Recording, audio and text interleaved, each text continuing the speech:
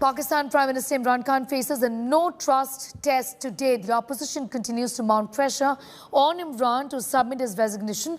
Pakistan's Army Chief General Bajwa is also in contact with Imran Khan, whom he met on Wednesday at his residence. The opposition needs a majority of 172 assembly legislators backing the no-confidence motion, whereas Imran Khan needs 172 voting against the motion or the opposition failing to reach the 172 mark. The Pakistan Prime Minister is strategizing how best to beat the no-confidence vote. PTI MNAs have been ordered to skip the voting session. This in order to mitigate the chance of PTI dissenters secretly casting vote in favor of the opposition. That's a possibility. If Imran Khan loses the vote, a united opposition could form the government. The leader is likely to face arrest over the foreign funding case. Imran Khan could craft his exit from Pakistan to escape trial. Meanwhile, Pakistan's Interior Minister Sheikh Rashid has claimed that Prime Minister Imran Khan will fight till his last breath and win this battle.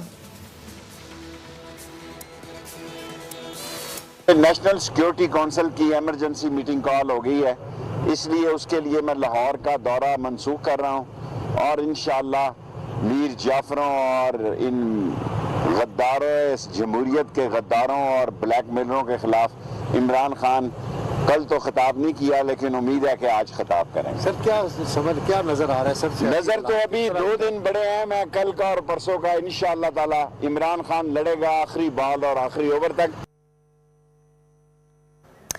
Going across to my colleague Shivarur for more on that story. Over to you, Chef. Joining us live now from Pakistan at a time when things are very, very precarious, increasingly precarious by the minute actually, with those numbers falling, is senior journalist, very well-known commentator and columnist Mehr Terar. Mehr, good to see you. Thanks for being with me. I know this is a difficult time for Pakistan's politics. We've been tracking all the things you've been saying about what's going on. But my first question to you, Mehr, is, in your view, is this game over, Imran? Is it khel khatam, Imran Khan?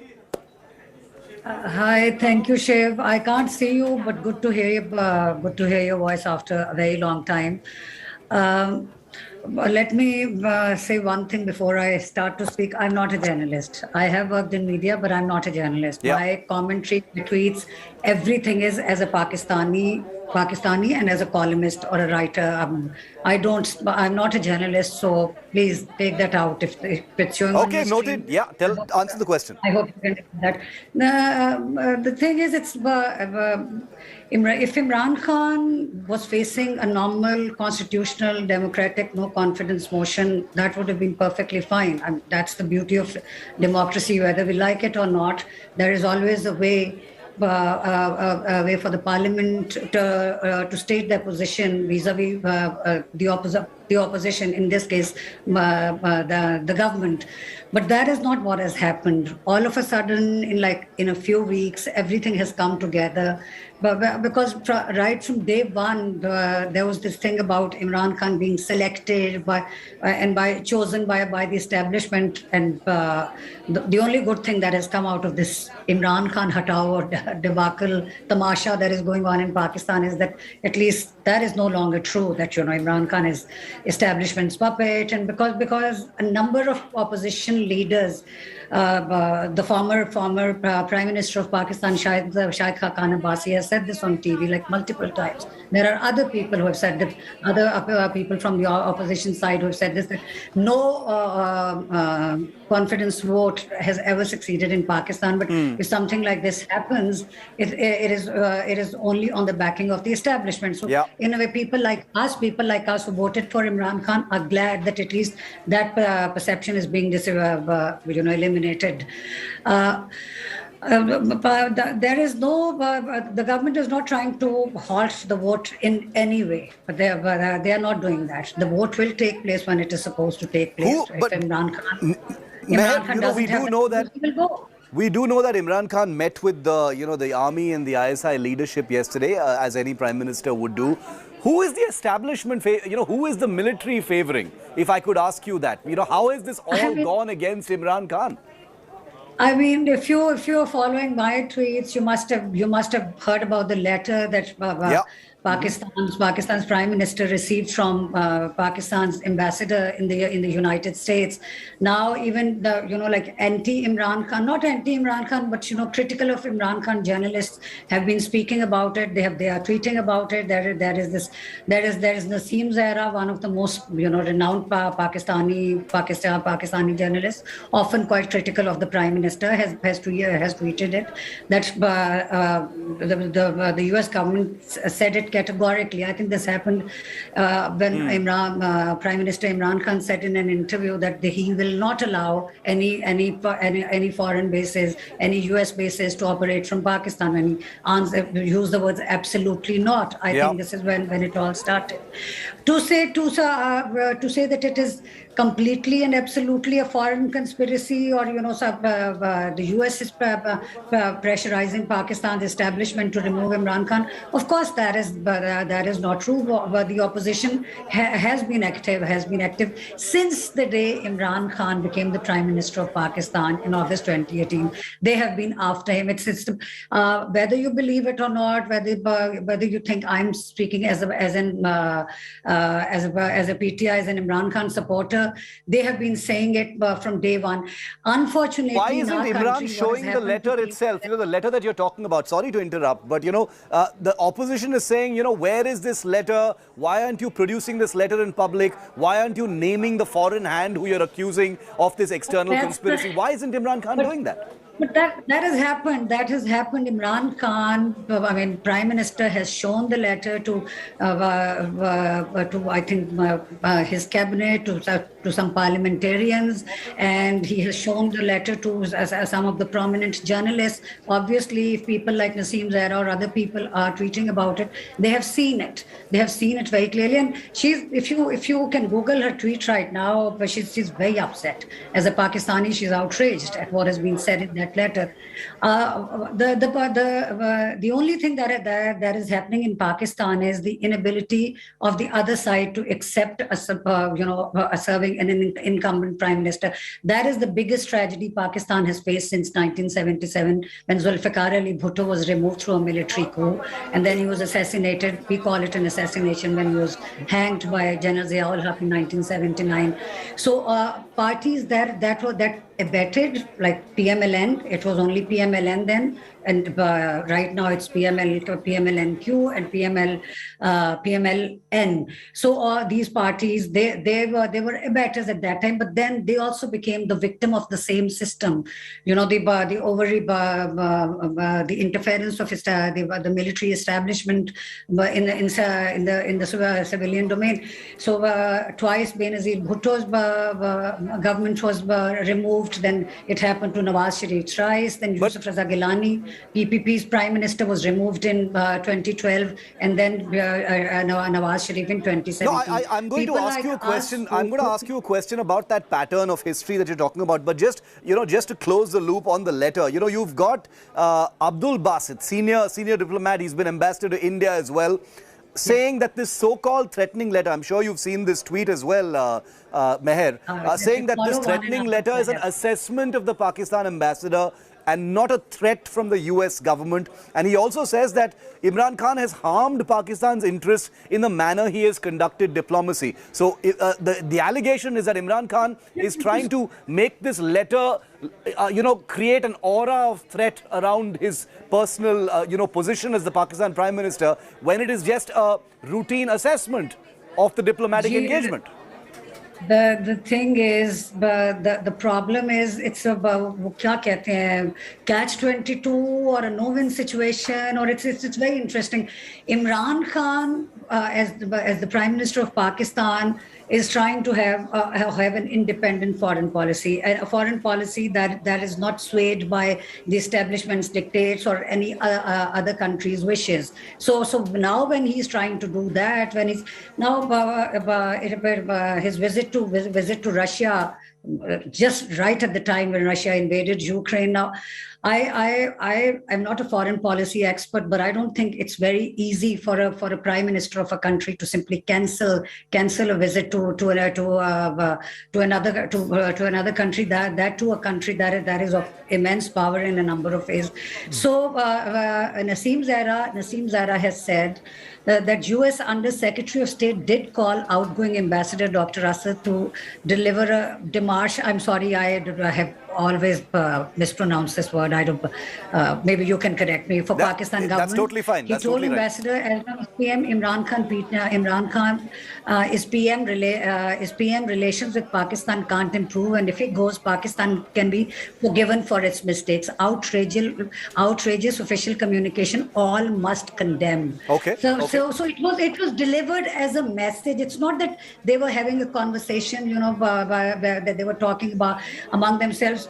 Yes, perhaps Prime Minister Imran Khan has decided to bring this out, to talk about this at a time when he's facing a political turmoil. But who won't? Because as a Pakistani, let me tell you one thing, that despite the inflation, people have never really been out on the streets to demand that Imran Khan must leave, and because people, despite their misgivings, are very clear about one thing: the Aam Aadmi, the educated class, people, the business community. I'll come to that, Meher, in my final question, but just before that, I do want to ask you, because Imran Khan has now moved court against this trust motion in the parliament. I'm just wondering, given the history of regime changes in Pakistan, as a journalist, I must ask, does Imran Khan, is he justified in fearing for his safety? Do you think there is a threat to Imran Khan, possibly being arrested or acted against at the other end of whatever is happening right now? Oh, I mean, not that I would ever like to say these things about my country, but yes, anything is possible. Unfortunately, that is the problem. That is what I have been trying to say, that we want the system to work. We want all elected governments to work to complete their terms. We want all prime ministers to complete their terms. I said this for Yusuf Raza Gilani. I said this for Nawaz Sharif. During Benazir Bhutto's time, of course, there was no social media, but we have been saying this, we who grew up in Zia's time, we are very categorical about this. We want the system to work. I don't think you need to understand that there is no charge. There is nobody is pointing any kind of finger at Imran Khan. There are no corruption charges. He has never been accused of, like doing anything that. But Meher, and this brings me to my final question. Since you mentioned that, I'll bring that to my final question, which is, there was this Naya Pakistan which Imran Khan had promised. There were great hopes from his prime ministership. Even those who are sort of neutral about Imran Khan, and we are external here, and, just as an observation, because this obviously matters more to the people of Pakistan, is that, he pushed the country to bankruptcy. He failed to rein in the extremists. The Baloch problem became bigger than it ever has, under his stewardship. So there have been multiple failures, to be looked at on his watch as well. That can't be ignored. That everything is has been brought under control. There is no people are not dying everywhere. The extremists have raised their heads again. Started their activities again. But there has been action against that.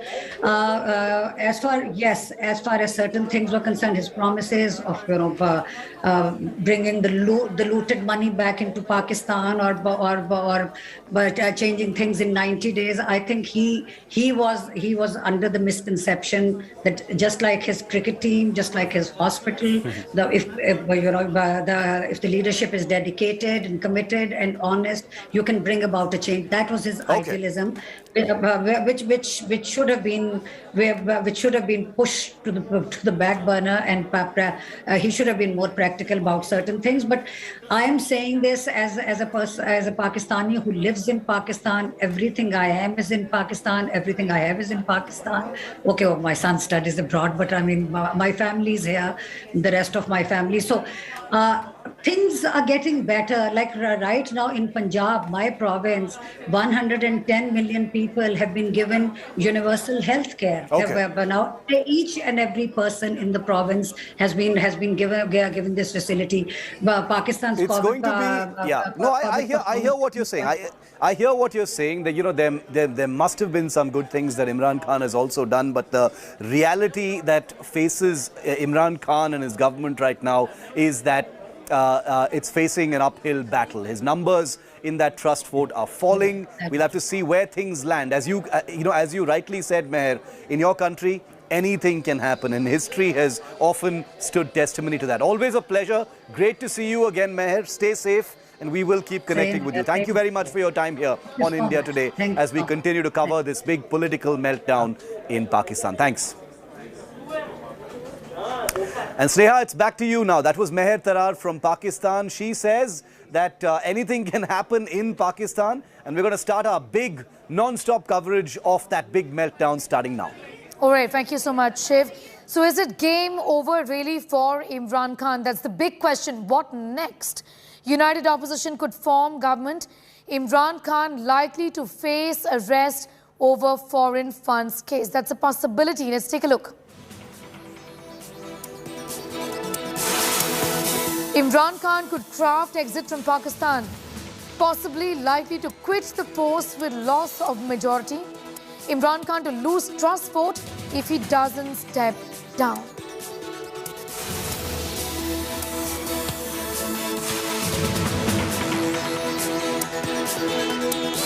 Who then is going to be the possible successor of Imran Khan? Shehbaz Sharif, current president of Pakistan, Muslim League N, leader of opposition in Pakistan National Assembly, brother of former Pakistan Prime Minister Nawaz Sharif, longest serving Chief Minister of Pakistan's Punjab, spent 10 years in exile under Musharraf's rule.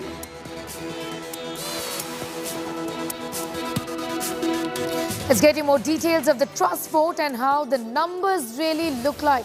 Total of 342 seats. The majority required 172 seats. Imran's coalition 164.